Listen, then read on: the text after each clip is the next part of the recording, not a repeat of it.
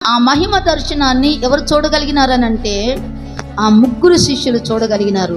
అక్కడ వెంటనే పేతురు గారు అంటున్నారు, ప్రభువా నీకు ఒకటియు, మోషేకు ఒకటియు, ఏలియాకు ఒకటియు నేను పర్ణశాలలు కడతాను అని అంటున్నాడు.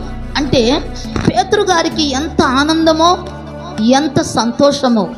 మరి అక్కడ చూసినప్పుడు ఆ మహిమ దర్శనాన్ని, ఏలియాని మోషేని చూసినప్పుడు, మరి ప్రభువైనటువంటి యేసయ్య రూపాంతరము చెంది ఆయన ముఖరూపం మారినప్పుడు, ఆయన వస్త్రములు వెలుగు వలె తెలుపైనప్పుడు వీళ్ళు చూసి ఎంతో ఆనందపడారంట. ఆనందపడి ఆ యొక్క ఏలియా మోషేను చూసి వాళ్ళెంతో మహదానందం పొందారంట, ఎంతో పారవస్యం పొందారంట.